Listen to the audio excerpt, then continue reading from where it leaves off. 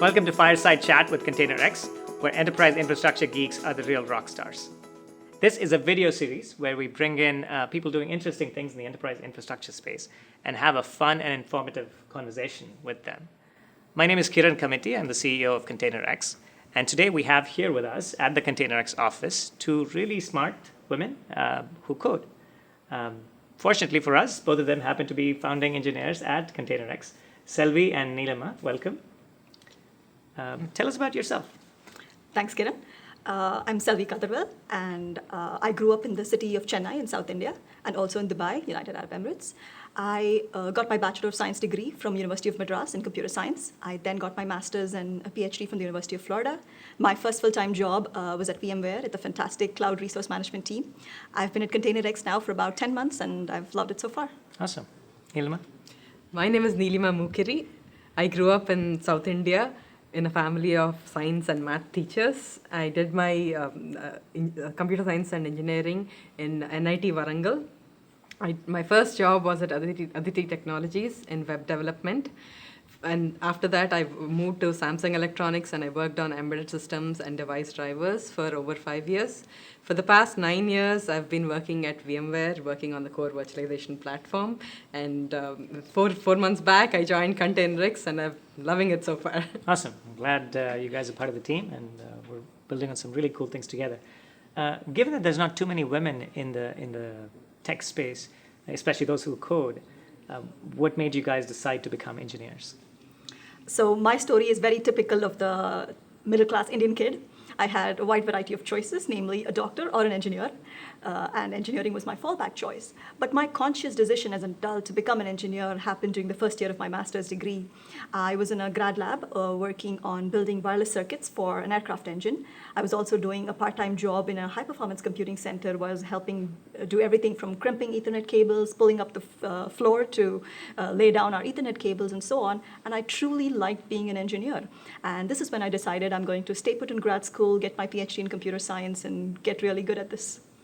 Awesome. You? I got really lucky. I wanted to become a mechanical engineer, but my father made me select computer science and engineering as an option.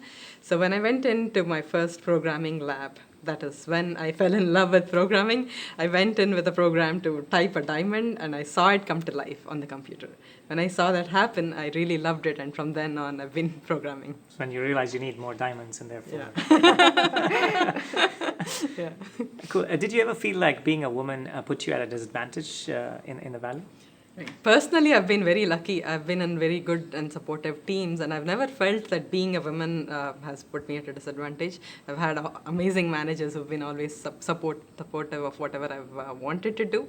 But there is one lesson that I've learned over the years, which is to be able to actually speak up and communicate. A lot of times I've dropped out of things or given up opportunities because I felt like they conflicted with my personal responsibilities. It went on for a few years, and then I realized I need to stop and I need to say that I really want to be part of this and I want to be involved.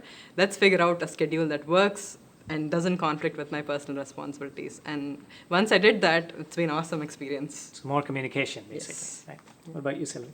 So I've also been quite lucky. I've had managers and mentors who've been, very encouraging and understanding. So I've really had not had to face any disadvantages. However, I think one thing that's been special is a lot of senior colleagues and friends coming out and sharing their stories. What was a story I read about, wage inequality or the glass ceiling or the lack of mentorship and sponsorship has real bitter experiences associated with it. And these women have shared their stories and, have given us how is it that we can become aware of this and handle this. And that, I think, to someone who's starting out in a career has been very valuable. Right. On the other hand, did you ever feel like you were actually at an advantage for being a woman engineer? Especially in the recent few years, I definitely feel like there is an advantage because there's so many women-oriented communities where we meet people who are working on similar technical stuff and who are interested in similar things, and we can get together and learn more together. And there's so many opportunities that are there today for women.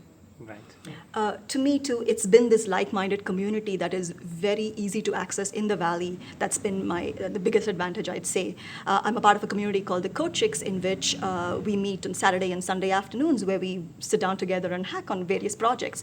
For example, we've had women come over, a homemaker, give us a day-long workshop on Arduino programming. We've had a Java developer share how to set up a ham radio and all the technology that goes behind it. It's this people from completely diverse backgrounds that are doing tech for fun is what makes the Valley a very special place as a female engineer. Right. Yeah. No, that's a great answer. What are some fun things that you guys do as a hobby, like outside when you're not coding? My go-to activity for fun is hiking.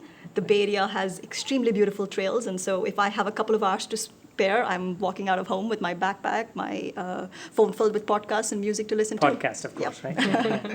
So, yeah, that's what I do. I enjoy spending time with my friends and family. I love reading and I love outdoors. As you say, Bay Area is such a beautiful place to be outside with a book and read. I totally enjoy it. Right. Yeah. And what's your advice for girls that are trying to graduate in college? Would you encourage them to go into computer science? Definitely. I would say whether you want to go into computer science as your profession or not, try it out, because the ability to code, the ability to program something is such a strong tool in your toolkit. It's so powerful that you should definitely have it. Just like you learn a language, you learn to sing, you should also learn to code. Right. And if at first you try it and you don't like it, don't get intimidated. Don't get intimidated by it. Try it out, try and see what works for you and how to learn it in a way that works for you best. Right. Yeah. I agree. This is something that you have to give it a chance. And the biggest benefit of having computer science is, one of your skills is that it allows you to get into a diverse set of fields. You could go into fashion technology, you could go into biotechnology, you can be in genetics, you can be in technology for social good. That's and if true, you have computer programming as a skill, you can be good in all of this. So it's going to open up a lot of doors for you, so go for it. Awesome. So power to women who code. With that, thank you guys very much for your time.